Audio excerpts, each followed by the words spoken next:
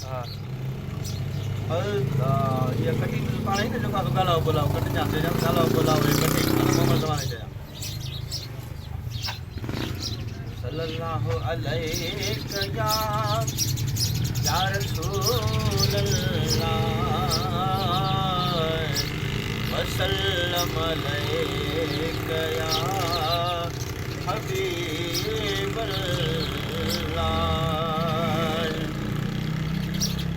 अगर जे गरीब आहियूं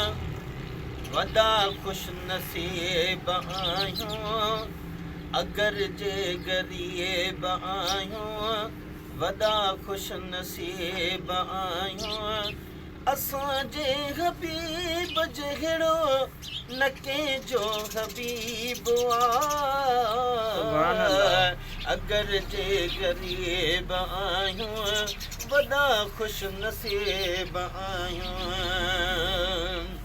भली आयो मोहम्मद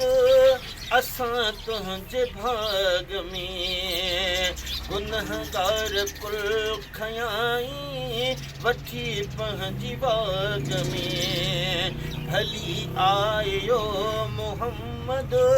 असां तुंहिंजे भाग में गुनहगार कुल खयाई वठी पंहिंजी बाग में कया धन धनार धन का नवाजी अचे निंधन का कया धन धनार धन का नवाजी अचे निंधन का किना हाल साजा कयो तह कबूल अगर जे गरीब आहियूं वॾा खुश नसीब आहियूं असांजे रसूल जहिड़ो न कंहिंजो रसूल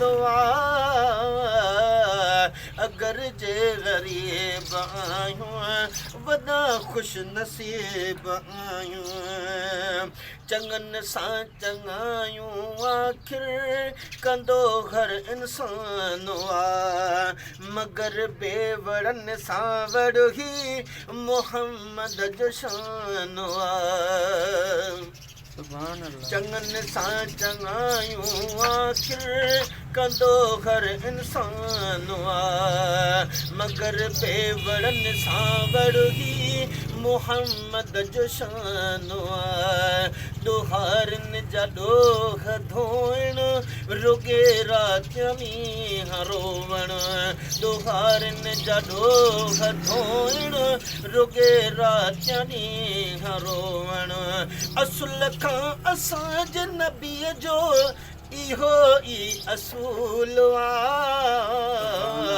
अगर जे ग़रीब आहियूं वॾा खुश नसीब आहियूं सभिनि खे संभारे साईं तो सीने शरीफ़ में घुरे ख़ैर जूं दुआऊं मदीने शरीफ़ में सभिनि खे संभारे साईं तो सीने शरीफ़ में घुरे ख़ैर जूं दुआऊं मदीने शरीफ़ में सजण अण ॾिठे जे सदके मोहम्मद मिठे जे सदके सजण अण ॾिठे जे सदके मोहम्मद मिठे जे सदके इलाही अज़ाब कंहिं ते न थियणो नज़ूल अगर जे ग़रीब आहियूं वॾा खुश नसीब आहियूं पसंदि जन खे नाहे तन खां पिरी पर भरो असांखे त उन आका में पको आसरो पसंद जन की ना है तन खां पिरी पर भरो असां खे त उन आका में पको आसरो सनागर सना पढ़न था मुला कंद थुला सड़न था सनागर सना पढ़न था मुला कंद थुला सड़न था बुद्धि मुंह जो शेर के कयो बूथ डोलवा अगर जे गरीब आहियूं वॾा ख़ुशि नसीब आहियूं असांजे हबीब जहिड़ो न कंहिंजो हबीब अगर जे गरीब आहियूं वॾा ख़ुशि नसीब आहियूं